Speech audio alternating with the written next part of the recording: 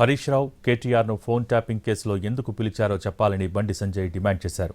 వాళ్ల ఫోన్లు ట్యాపింగ్ అయ్యాయనా లేక వాళ్లు ఫోన్ ట్యాపింగ్ చేశారనా ఆన్సర్ ఇవ్వాలన్నారు. కేసీఆర్ కొడుకును పిలిచారు.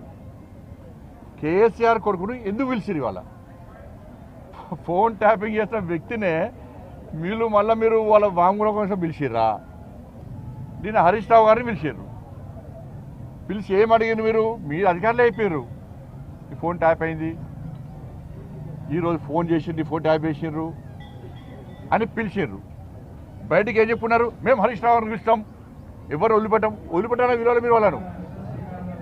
హరీష్ రావు గారిని ఫోన్ ట్యాప్ అనేది పిలిచిర్రా, లేకుంటేనే ఫోన్ ట్యాప్ చేసినది పిలిచిర్రా?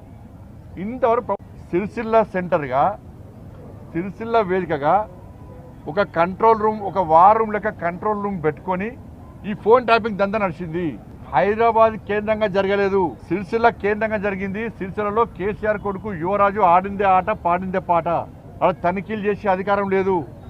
బ్రిటిష్ పాలనలా, ఆ నిజాం పాలనలా, ఒక రాజుల పాలనలా, జీ హుజూర్ అనేటువంటి పాలన ఏ విధంగా సాగిందో కేసీఆర్ కొడుకు పాలనలో సిరిసిల్లలో అదే విధంగా జరిగింది.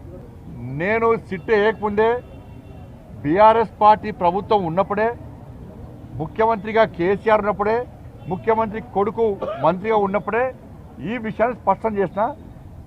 సిరిసిల్ల సెంటర్గా జరిగింది అని చెప్పినా కూడా అధికారులు ప్రభుత్వం పట్టించుకునే పాపన పోలే. సిరిసిల్ల సెంటర్గా